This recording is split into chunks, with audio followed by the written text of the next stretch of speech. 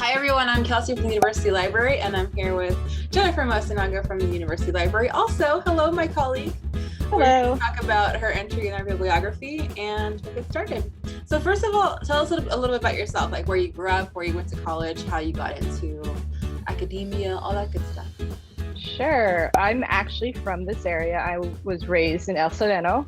So my parents went to Cal State LA and they graduated in the 70s, the early 70s.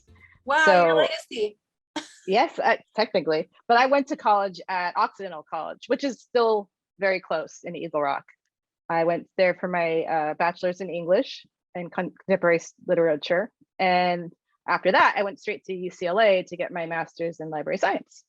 And I became interested in librarianship because I worked at the university library or the college library. And I just met so many famous people that were doing great things at Occidental College. And I really got interested in librarianship. And actually, my mentor from Occidental is now currently the associate dean here at the library. That's Marla Peppers. And she got me interested in libraries. And so I kind of just followed her. After I got my degree from UCLA, I went to go work at Whittier College for a little while. Then I went to LMU, Loyola Marymount University, and I worked there for 10 years, or almost 10 years as an academic librarian. So this is basically been in libraries for most of my professional life. I've worked on a lot of different things, but always centered around the student because I am a reference librarian, and reference librarians and instruction librarians, we work with the students and we work with the public. And it's really a fun job because we get to do all the really cool research with the students, but we don't have to grade them. So I like to say to my students that I am the cool academic aunt, and I will help you and I will not judge you. And that seems to go over really well. Like the best of both worlds, really. Yeah, pretty much. I really, really enjoy it. So tell us about the entry that you have in our bibliography.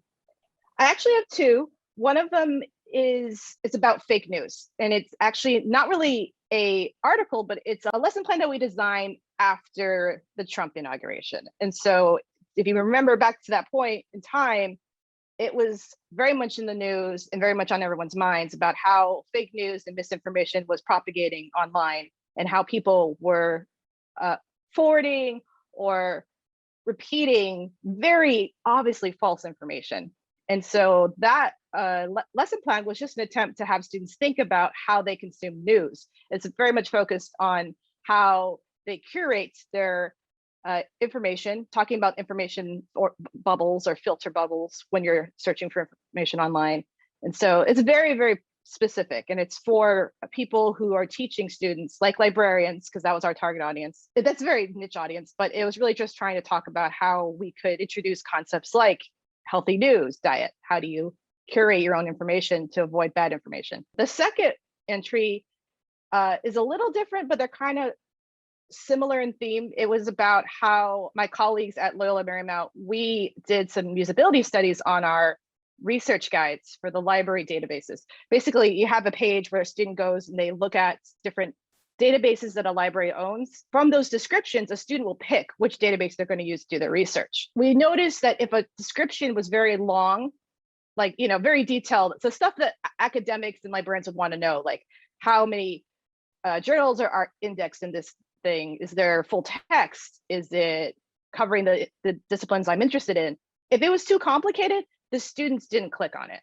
And that's just because what we discovered is that students are really drawn to things that fit their cognitive model of what good information is. So if they're used to Google, they want their database page to look like Google. They want it to act like Google because that's just what they're comfortable with. And I think how these two things go together is because fake news is not a very easy topic to teach to a student. It's got so many layers to it. At some point, like there's a simple thing of, we think that, if we just teach the student how to recognize something as bad, they will avoid it. But it's not that easy, because how fake news works is it goes into how you interpret the world. So you have a cognitive map of how you think good information is displayed.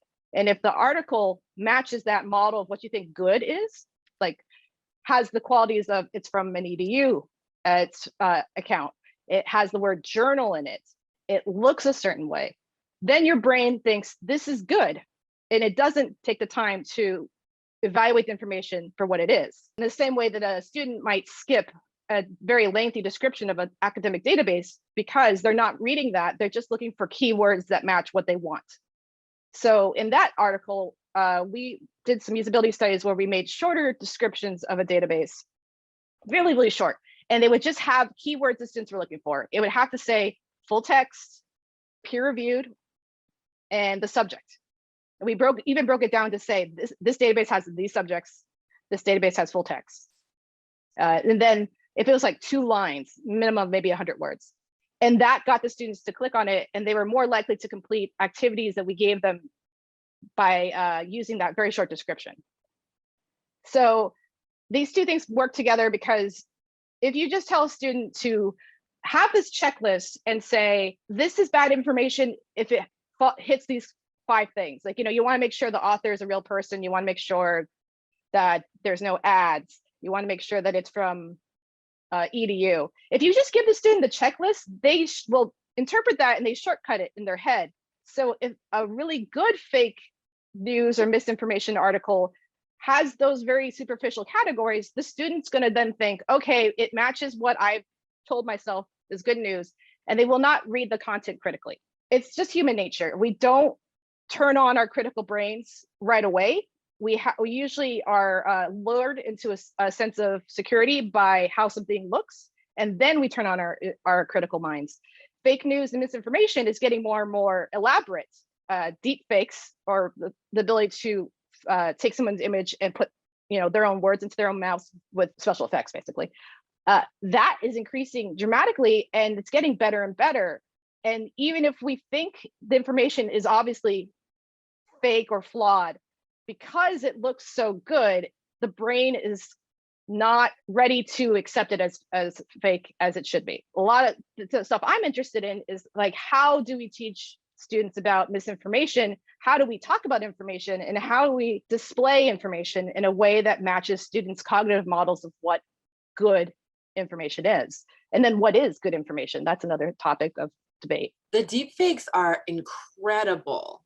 Like, yes, they just are so well done, unfortunately, because they're fake. Right. But they're so incredible to see. It just, yeah, if they're, and especially if they're, a sized down, low quality video on someone's Facebook feed, it doesn't have to be HD, movie theater size quality. They really get their fake across with that image. It's crazy.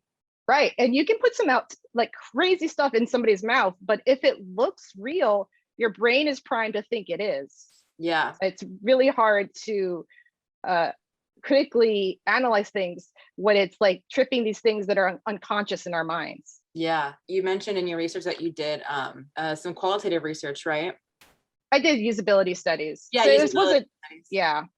So did you have any moments during those studies, like aha moments, like, wow, I didn't expect that to happen, or the vice versa, like, wow, they went exactly as we expected? Like, can you talk a little bit about like specific things that happened during your usability studies? Everybody really wants to help you. So if you're a librarian and you tell a student to do something like find a scholarly article, they really do try to make you feel good about it.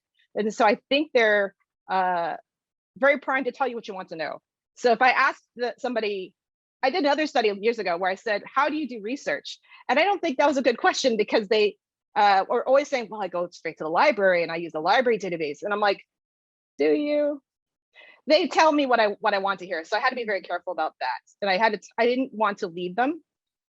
So half of my participants got the old description of a database that was very lengthy, and half of them got the new one. And I didn't tell them why. And I guess I was mostly impressed that they just took everything so literally. If something said article, just the word article in the description, they clicked on it, even though it was an article and book index and would not have full text of an article, which is, helpful, but it's extra work on the students to find the full text of an article because it's only the citation. They didn't understand the difference between a citation index and a full text database. And frankly, I don't expect them to, because there's faculty and staff who don't know that either. It's something that's very specific to librarianship and how we organize information.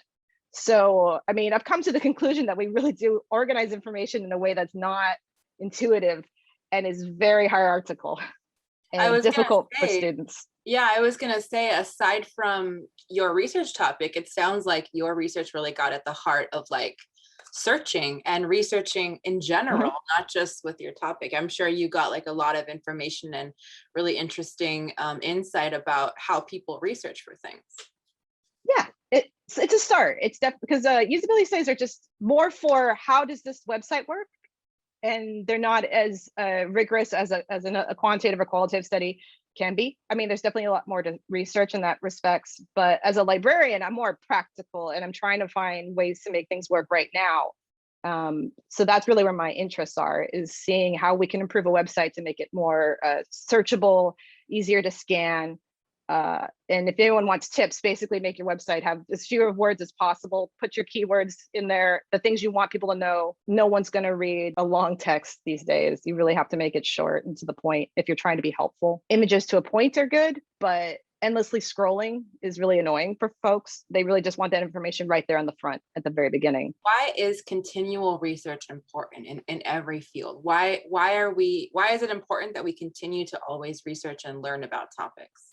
How we publish information is changing all the time very rapidly with the internet and new technology. So if we were just to sit back and relax and just let things happen, we would really fall behind the times. And you can actually see that in some of the databases that we have. Some of them just have not updated to modern web standards, and it's a mess. Students will not know how to use a database from the early aughts now because there's a lot of web standards that have evolved. And so if you don't follow that and you don't follow how people use the internet and how they consume information, you're not going to be relevant anymore, and you're not going to get the good information in their hands.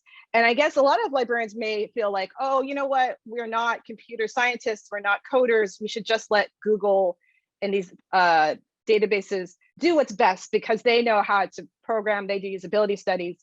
And I argue back that if we let Google Scholar be the librarian, then Google Scholar owns their knowledge. Because if Google Scholar ever decided to make it for profit, to pay, then you cut so many people off from their only ability to understand how to get scholarly articles. Fake news is so complicated. It's not just the fact that it can ape a good website. It's also how we interpret information, because there's studies that come out of communication studies and psychology that shows even when presented with actual facts or the truth, as we understand it, to somebody who has been following fake news or misinformation, even if you present the facts to them, they still can't fully accept it. And the misinformation propagates or continues, even though they know, or even though they were told the truth, they don't accept the truth.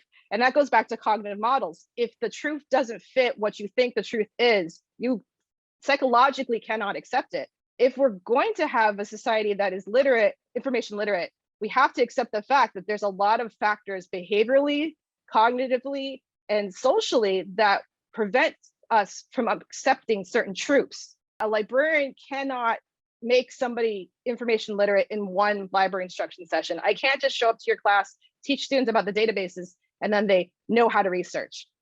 This is something that takes years, and it has to be a part of every assignment. It has to be a part of every discussion about what information is, what is factual information, what is good information. This has to get repeated over and over again in a whole program until a student gets it, because it is part of how they understand the major that affects how they understand good information in the major. It's also how they understand themselves. If you tell a student that they're not good at school, if you treat a student as somebody who is remedial, there's a block then, because they think they're not good at school. So there's a lot of barriers that prevents a student from being the maximum of what they can be that you have to work with. And librarians can help to a point, but it's also, we have to partner with other faculty members to really get what our values across, basically, about how information should be researched and how it should be promoted, basically. It sounds like accepting fake news and misinformation as the truth begins early in your cognitive process. and that Right. it's really like a long process trying to deprogram that aspect of how to critically read and how to understand what you're reading and how to make sure that you're putting on your lens of, is this true or not? And some of the suggestions that are coming out from library science and other fields is interesting. We used to say, oh, you shouldn't multitask when you're researching. You should just do one thing at a time. And now research is saying that you can multitask. You can do things where you're researching the truth of an article as you go. You know, you're opening multiple tabs and you're saying, okay, who is this author? What is this website? We're starting to tell students to use Wikipedia again, because Wikipedia is a collective of people who have researched a topic, and they kind of self-edit the articles. And it's a great way to very quickly check if a website is considered to be valid or predatory or even malinformation in the website. So I think our approach to fake news is definitely changing in the field. It's going to continue to be a big problem going forward. So I'm very excited to see where we go with the research next, I guess. What do you recommend for someone who's gonna go into reading an article to make sure that it's not misinformation or fake news? What is kind of the base, let's say I open up on Facebook, my, crazy grandmother posts something and it looks a little weird, but I click it to give it a chance anyways, and I want to read it and see if it's fake news or if it sounds real. Right. What kind of things should I be asking myself during the reading to make sure it's actual true facts? Well, I would say before you read the whole article, you jump in, you can start evaluate the website from like the first line. And what we do, something that we call it's called lateral reading. And lateral reading is when you take a browser website and you open multiple tabs. And so instead of a vertical read, which is basically when you scroll down to read the article, you open these tabs and you start to investigate the website. You look at the website's handle, the website's name, and you Google that and see if anyone has left any kind of comments on this website. You can also look at the author, Google the author. Before you read about the author, you want to investigate the author, investigate the website. And doing this, if you can use Google for this, because Google's going to present you with anything that was said about the website or the author, and you can kind of scroll through that and see if there's like articles that are warning you. Wikipedia is really good for this, because if it's a notoriously famous misinformation site, they will have an article about that usually. There's other sites, PolitiFact is a good site, Snopes.com is a good website where other people are critiquing a website. The point is we don't want you to read the article entirely before you've investigated the article itself. It's like how you don't pick up a physical book and start page 1. You actually read the cover, and then you open it up and you may look at the little book flap to see what the book's about. You might read about the author first. You might look it up on Amazon to see the reviews. Then you read the book.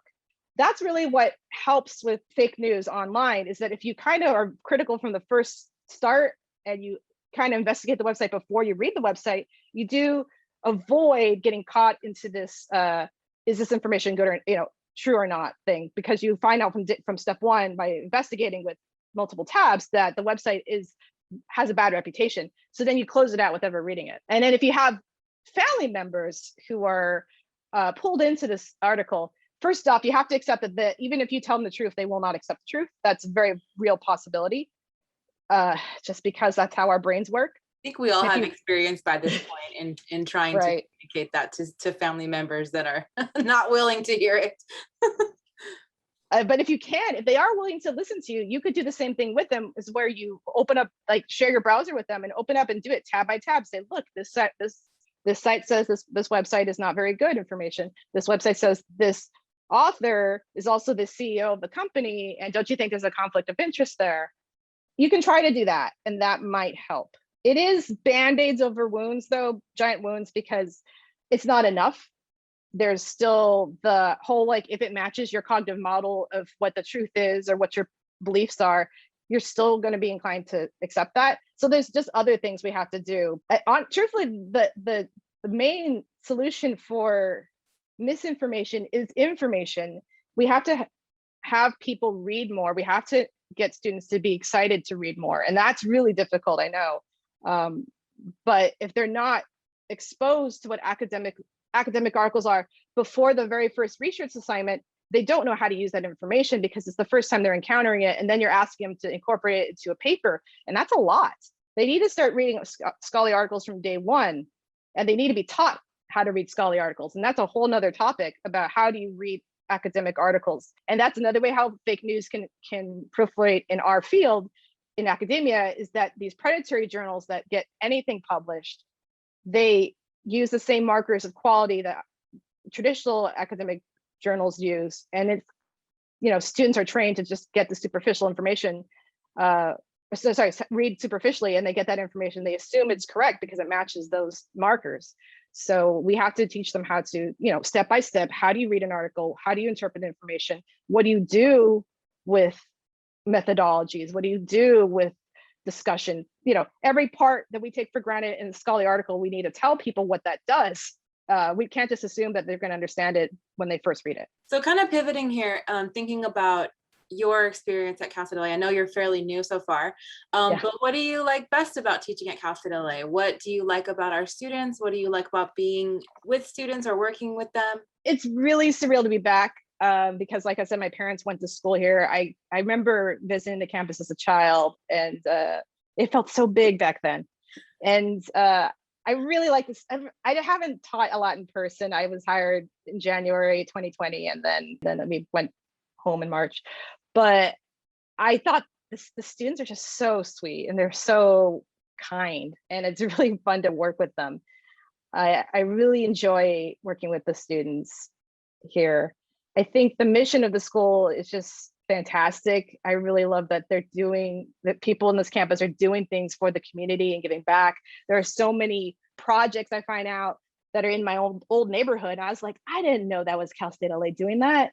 And it's just so nice to see a university that's actually working with the people next door, as opposed to other places I've been where they're doing great stuff, but it's not in their community, or their community is a more upper class community. So this is great that this is very much a very hardworking college for hardworking people. I love that the students do so much to give back, and that they're so excited to come back. Like they're saying, I'm getting my degree so I can come back and be a teacher in my neighborhood. And that's so great. Well, Ms. Masunaga, that's all I have for you. Thank you so much for joining me. I really appreciate it. And I think that your entries to the bibliography is so important, and misinformation and fake news is such a huge, it just feels like it blew up. We know why it blew up, but it just feels so important right now. And I really appreciate all the research that you and your colleagues are doing in that field. And thank you so much for joining me today. It was my pleasure. Thank you. Have a great rest of your day. Thank you. Bye. Bye.